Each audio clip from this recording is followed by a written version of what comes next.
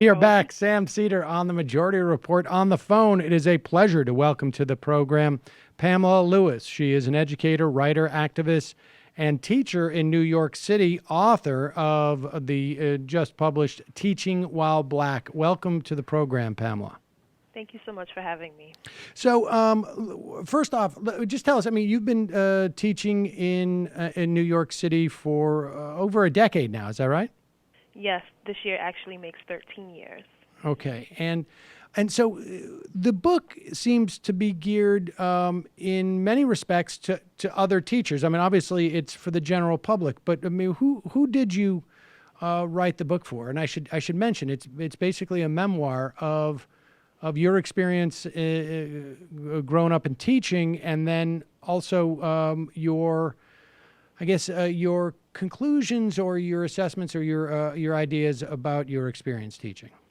Right. So yeah, I mean, you're right.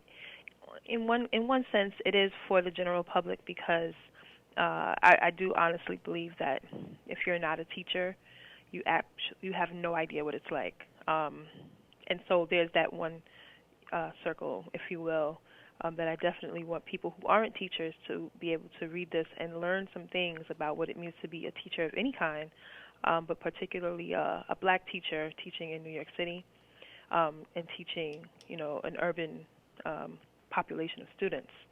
But then there's also the teachers that I want to purchase this book as well, and that would be all teachers that are, teaching within New York City.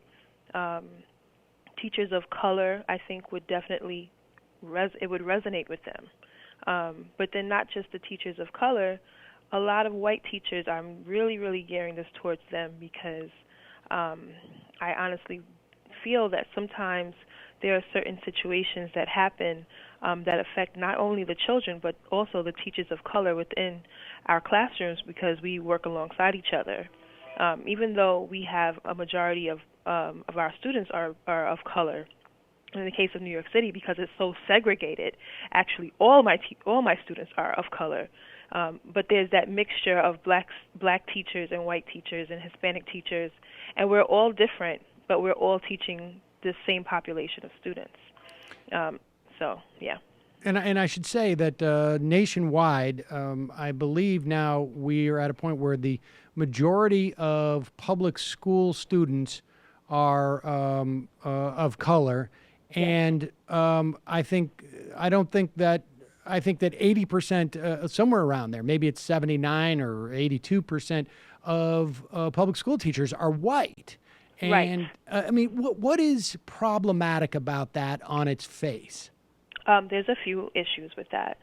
One, we talk about, and people have said this time and time again, in any capacity, whether that's teaching or any other profession, you want to see people that look like you in certain professions because it just makes you realize this is something that I can aspire to.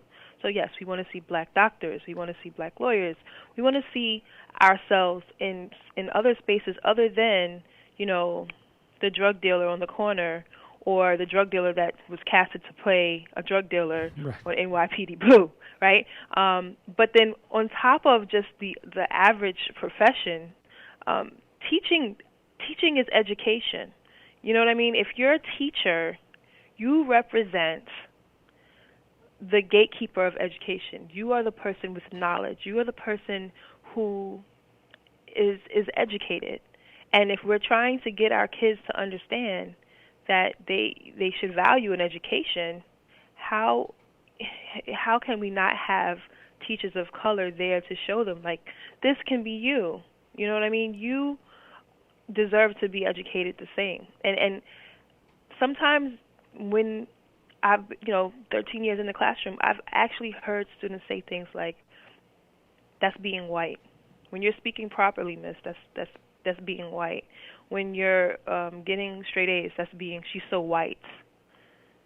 So that's one of the more obvious issues with having 80% of teachers be white. And also, I mean, from an educator standpoint, right? The point is you want to meet the children where they are, and Right. it's a much. I mean, I guess it's not impossible to have a sense of where a child is coming from if you are of a different race or a different socioeconomic class, but it makes it that much more challenging. Right. So you're absolutely right on that. I mean, I have friends who are teachers that I have no qualms about them teaching black and brown students because they get it. They do. And I also know teachers who are black that don't, who I believe buy into white supremacy, that buy into things that they need not teach our children. I actually mentioned in the book that there was a teacher that I knew of, that I taught with, that was a black woman, and her ideal of beauty was white skin, blonde hair, and blue eyes. And this was a black woman, right? So we don't want to generalize and say all of these people or all of that people. There are going to be people on either side that either work or don't work for our children. As long as you understand and get it, I'm okay with you. But yes, overall, if I'm here, as an example, African American, I grew up in the housing development that's not the one that my students are coming from, but very similar situation.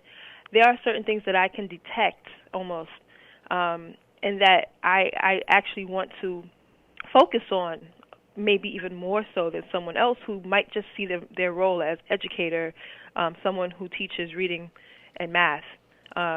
Those things, oh, well, that's not an issue. Maybe it's not as personal for them as it might be for me. So I want to teach that whole child and teach them beyond just the curriculum in a different kind of way because of what I see for them and what I want to have them accomplish in life.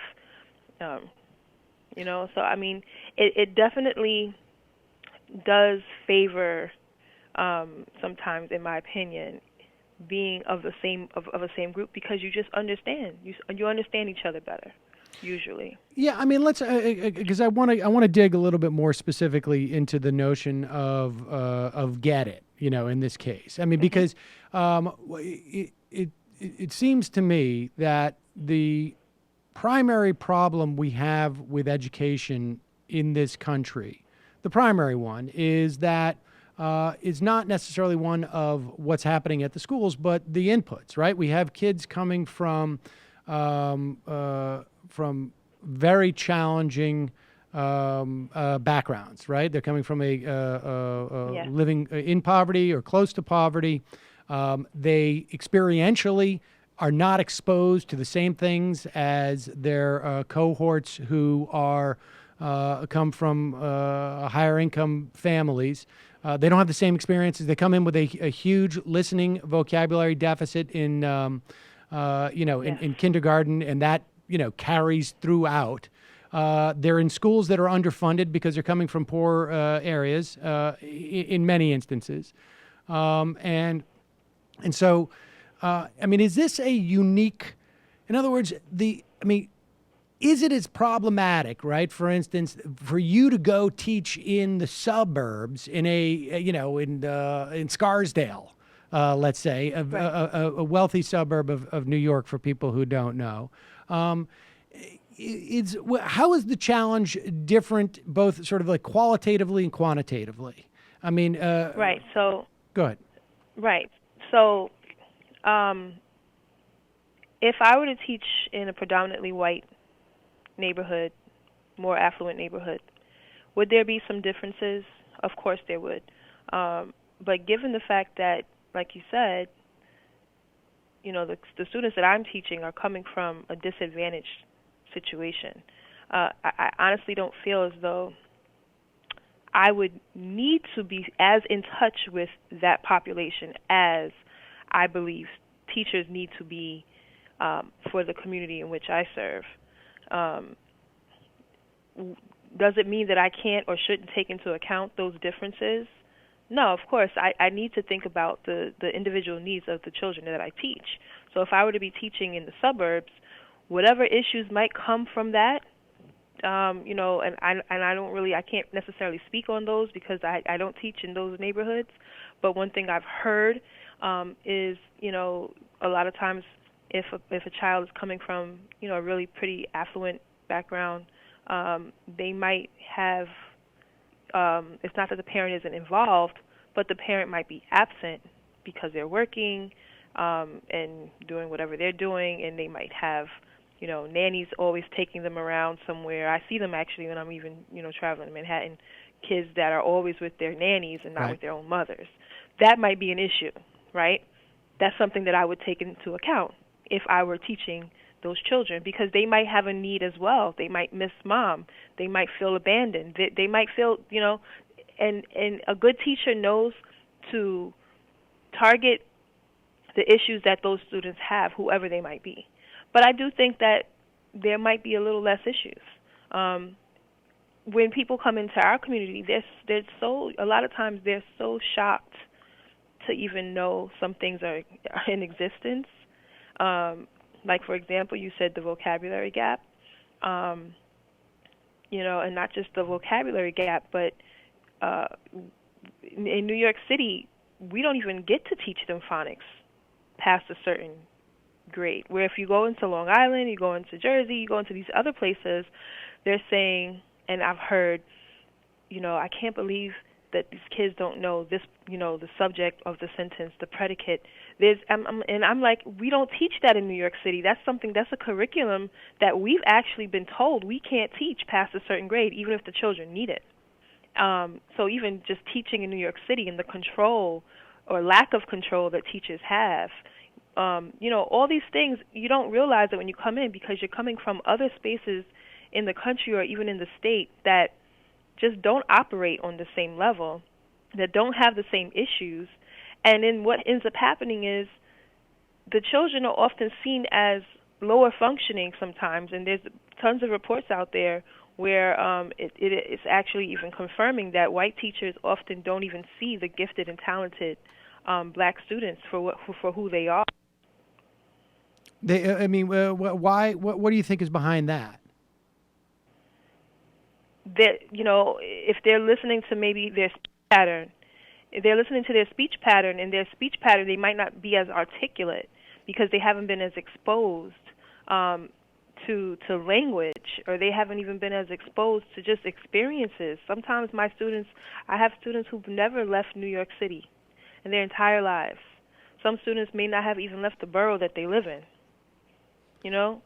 and those things it impacts how we see them. It impacts how someone views them as intelligent or not. Whereas if you come from the community, you can kind of see through that and think, okay, maybe they don't have this exposure, maybe they don't have this vocabulary, but I can identify high cognitive ability in the student, and I can recognize their genius. I can recognize their giftedness, whereas someone else may not.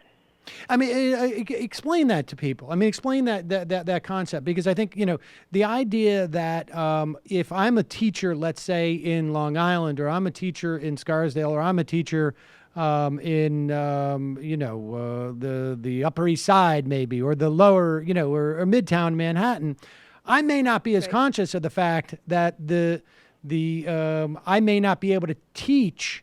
I may be restricted from teaching a specific curriculum past a certain age because it's not an issue, because every single one of my students has those remedial skills because they probably started them, at an earlier age. They probably had an extended pre-K, or they had other services. So I'm not even aware of certain institutional roadblocks because I never even experienced the problems that would make me run up against those. It's that being out of touch, and it's not your fault. It's just the reality. If I went to a different country and I learned certain things for the first time, right? It would be natural for me to just be clueless about some things, so it's not your fault. However, the reality is that you might be really out of touch with our reality sometimes, and you would constantly be comparing our children. And I've heard this. I've had conversations with teachers where they're constantly comparing our children to their nieces and nephews. Well, my niece, she can read. She's read X amount of books by the time she was 7, and he's 15. Right. You know, I'm constantly hearing this, and it's like, well, look where your child grew up, your child or your niece or nephew grew up. Look at maybe the socioeconomic status of the family. You know, whether or not that child received tutoring. I mean, there's so many different things that these children don't have those experiences, and so you assume that they're dumber, and it may not be that they're less lower functioning. It just might be that they haven't been exposed to the same things, and on an institutional level, this is another problem. So if in New York City and in urban areas we know that there's a vocabulary gap, and we know that there's certain things that these children are not being exposed to at home, why would you insist that we can't teach phonics after a certain age? Because you're doing what? Comparing it to the status quo? You're thinking about the child who doesn't need it. You're not thinking about what our children need. I mean, this is total speculation, but why do you think that is the case? I mean, why wouldn't, in that system, why wouldn't someone have had that realization? I mean, I'm not an educator. I'm aware of the vocabulary gap. It's not, this is not secret information. I would imagine in education circles, it's widely known. I mean, what do you think accounts for that? Are there metrics pressures? Are there simply cost associated? I mean, what do you think is involved in that? I think there's so many possible answers to that, and I actually vacillate between a few of them, on this day-to-day basis. Anything from this is a conspiracy. Uh-huh. My mind, I can't help it wandering there. Is this all intentional? I can't help but to ask that question. When there's sometimes there's things that are just so obvious. I'll give you another example. I'm a special education teacher. So on one hand, because a child is special needs, and whether that could, that's varied. It could be they have a learning disability, anything that classifies them as being in special education. And I've taught in elementary school, and now I'm teaching in high school, so I'm seeing how this ends up, the results of this.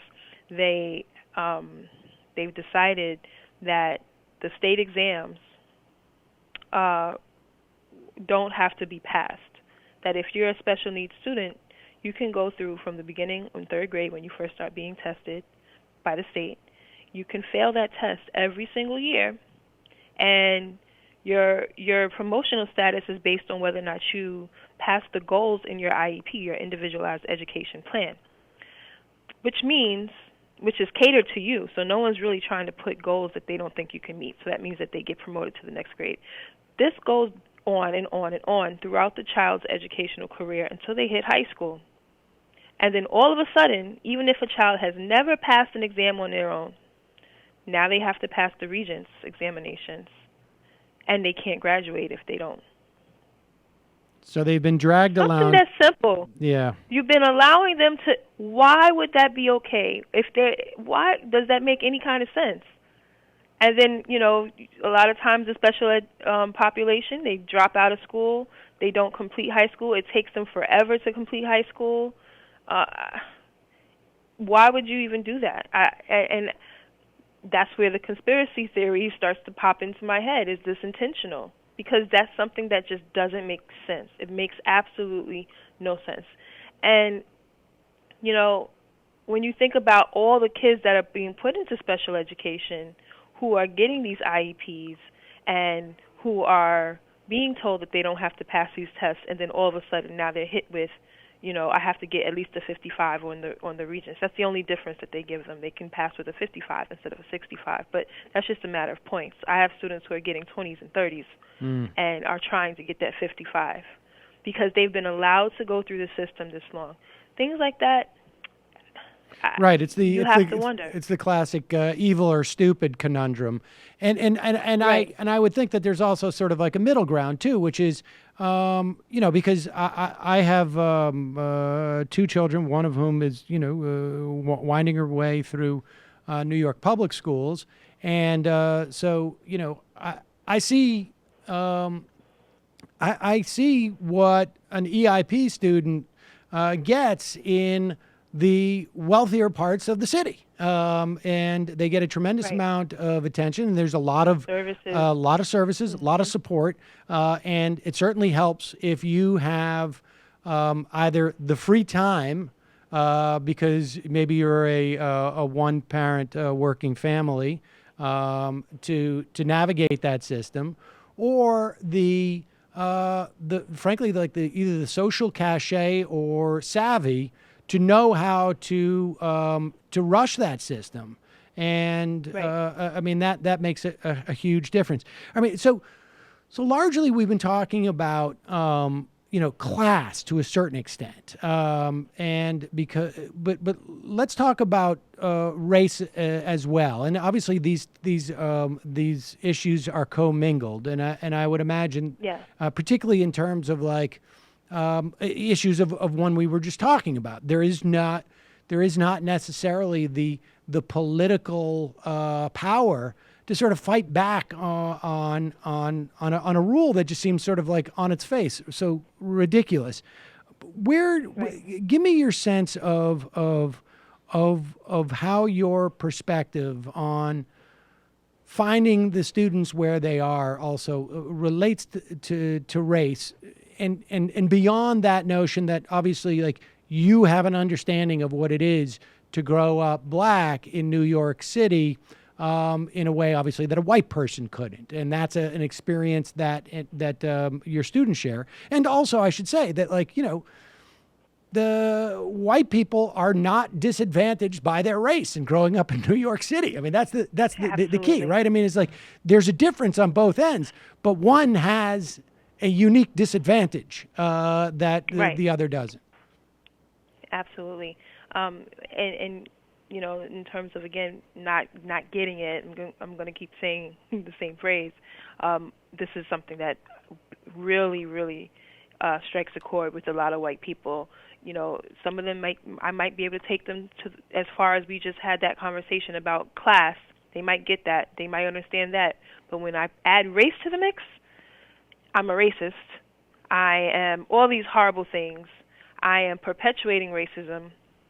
And there was one comment that someone had left before that said, "Why would you teach black pride? That makes no sense. You're supposed to be prideful of something that you've earned, and no one earns the complexion of their skin." So I understood what they were trying to say, but it was also very obvious that they did not understand that we don't live in a colorblind society, and as great and wonderful as it might have been and would be if we could look at people beyond our complexions, that would be perfect, but that's just not the reality of it. And people are judged based on the color of their skin all the time. For you to say that you don't understand why I would want our children to be prideful of their skin, then you don't realize how often society tells them that they're worthless. You don't realize that or you're not even trying to put yourself in our shoes to watch television, and you can watch 5 TV shows in a row and not see one black person. You could watch 10 commercials in a row and not see one black person. And when you do see someone who's black, they're acceptably black, meaning they have a certain complexion or they have a certain texture of hair. And you don't realize how all these things are subliminally sending messages to our students. I have, for the cover of my book, I have a play on the doll test, which was conducted back in the early 40s, late 30s by Kenneth and Mamie Clark, psychologists that were trying to prove that segregation, which is pretty much almost the same thing that we're dealing with now, even though it's not something that says no colors allowed, but you're still excluding us. On the Oscars even, we saw that, a lot of black actors decided to boycott the Oscars. There's a reason why we're having this conversation, because it tells a child, as is in the book cover and in this doll test that happened years back, when the children were still picking white dolls instead of picking themselves. That shows that you're giving children this idea of of worthlessness. And for you to not understand how that will play out in the classroom, if you are raising someone to believe that they're not worth anything, why would they even put energy into trying to be motivated? How could they be motivated? How could they see themselves as great people that deserve to do great things? You know what I mean? There's no way. I mean, anyone who thinks that they're not worth anything, why would they even try? You know, and this is constantly something that I'm seeing every day, to try to give our kids a sense of empowerment, and to make them feel that, you know, you are great people. You know, you should love yourself enough to do better. And if they don't have that feeling inside of them, it's really hard to try to move forward and to just teach math. It's really, really difficult, and you see it happening every single day. How do you teach that? I mean, how do you, when you're approached with that, and just sort of you have a general awareness that there is a deficit of self-esteem, and maybe even self-esteem is not the right word, but the sort of there's a deficit of esteem that is, you know, it's almost structural in some ways. I mean, how do you teach that away? I do the best that I can, meaning that I'm doing this alone. I think that if we were to put our heads together and actually build curriculum around this that was school-wide, it would be, you know, amazing. Well, give me a sense of both how you do it as an individual teacher without the sort of the institutional support, and then tell me what you would perceive, what would help institutional-wide. Right. So for me, you know, and every lesson is not an Afrocentric lesson or whatever, right? I make it fit in where it makes sense to fit in. You know, I actually heard this word for the first time. It's called bibliotherapy, and I said, "Oh, I guess I am a bibliotherapist." I never thought about it that way, but when as an English teacher, the books that I choose for my students, I base it off of what I think, you know, their deficits are in terms of esteem or you know, whatever. So I, you know, have chosen to for this year, actually, I can give you an example. We're reading The Bluest Eye, which is by Toni Morrison, and it's about a black girl who loves, is basically obsessed with white people, and she thinks that if she has blue eyes, her life would be better. And so we started talking about this idea of exclusion and inclusion, and how when you're excluded from a conversation or excluded from society in some way, how it affects your self-esteem, and how, you know, you might make poor decisions as a result, and how, you know, when you want to be included, you do stupid stuff because you just want to be accepted. You know, I have a couple of students who are in high school that I know are doing some stupid things right now. So obviously, when they're reading this story, they have to take a look at, you know, some of the things in their own actions, some of the things that they're doing, to make them start to, you know, kind of rethink maybe decisions they're making or the feelings that they have about themselves. And it builds a connection between me and my students that I even care enough to even go as far as teach and worry about them in that light.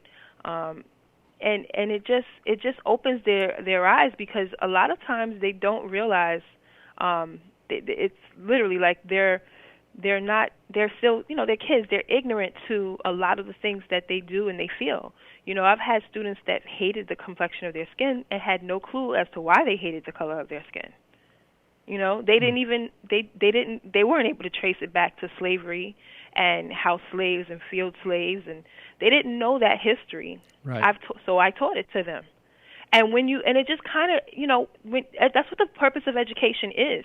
Because a lot of times when you're closed-minded about things, you don't know your judgment. You don't even realize how much your judgment and your choices in life, your belief patterns, everything. You don't realize how much that has to do with what you know and what you don't know about life, about history. And I've seen people literally change. Children change their viewpoints on things because of being provided certain knowledge that they were, not provided before. Interesting. And let me talk to you about integration. I mean, the few people realize that New York City, and I think this is sort of counterintuitive for a lot of people. New York City has some of the most segregated schools in the country, if not the most segregated schools, in terms of New York City. And, I think that's counterintuitive to people. My understanding is that there's a significant amount of data that suggests that integrated schools are better for all the students. I mean, do you have any sense of that? Because, I mean, I guess your experience has been primarily in schools that have been segregated. Right. So here's the thing. I've said before, if my students went to school in a predominantly black and brown, population of students as it is, and they came from different socioeconomic backgrounds, I wouldn't have a problem. The problem with being segregated in the way that we are is because the population also is a poor population. So it sends it there's many reasons that there's an issue with that. But one thing in terms of sending a message to the children is that black people are poor. They don't have white poor people work next to them in class, right? So they automatically place labels on themselves and and that's limiting themselves because it makes everything normalized. You don't shoot for the stars, as I said before. You don't try to get out of the projects. If everyone that lives in the projects is black and brown, you kind of believe that that's where you belong. Right. If there were white children who were also in that school who happened to be poor, then you wouldn't see it as something that, just because I'm black, this is where I belong. If you had children who were black that were in the school who came from better neighborhoods, then you wouldn't say to yourself, well, because I'm black, I belong to in this projects, and I don't need to strive for anything better. So there's this normalization of poverty, and even though we know there's actually more white people on welfare than black people in America because it's the majority of people, it's not concentrated poverty. So a lot of white people that might be poor might be going to school with other more affluent white people.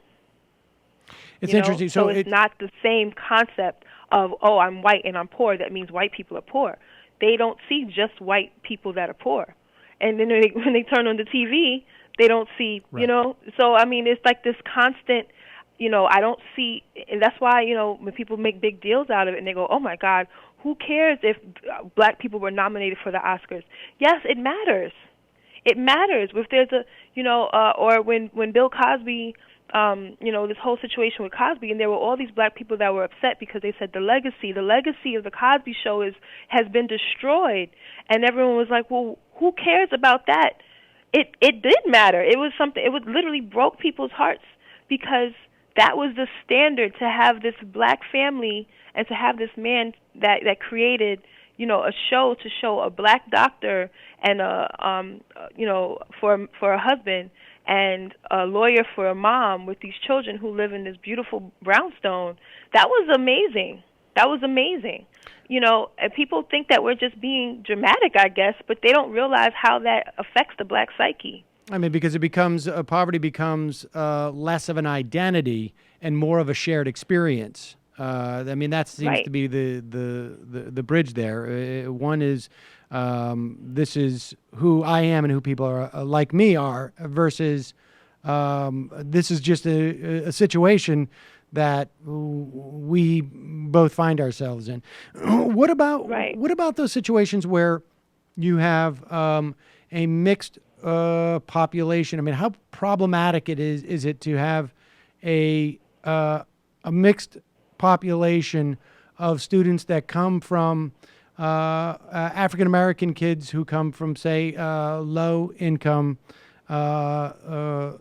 neighborhood with white kids from a wealthy neighborhood? I mean, it doesn't No, this is a scenario that doesn't happen terribly often. But I mean, give me your sense of what happens in that dynamic, or is that something that it's hard to say? Right. Well, I mean, I haven't taught in those areas, so I can't say what happens the majority of the time. I could only say what I think could happen, and I could say what I've seen. Like, there was actually a documentary I saw about Little Rock, the Central. I think it was called Central High School, which was the first integrated high school, um, and it's now integrated, obviously. And they were saying that the students, there's a lot of black students that are bused in, that are from a lower socioeconomic background, and it's pretty much like the black kids still sit with the black kids, the white kids still sit with the white kids, and it was like segregation within the same school. And a lot of times, some of the black children still were not performing um, to the best of their ability. Um, so, I mean, I don't know if that necessarily means it's going to work. You know what I mean? Right. I can't say I know for a fact. That's why, but that's why my focus is just on my students, because if let's just say hypothetically they decided to bring a bunch of more, affluent white students into the mix. I think that, as much as we want to forget that racism exists and we want to be colorblind, I just don't think that's the reality for most Americans right now. And I think that racism would still play its role as it's always done. And so would classism. So throwing them and mixing them together doesn't, to me, necessarily mean that everything's going to work.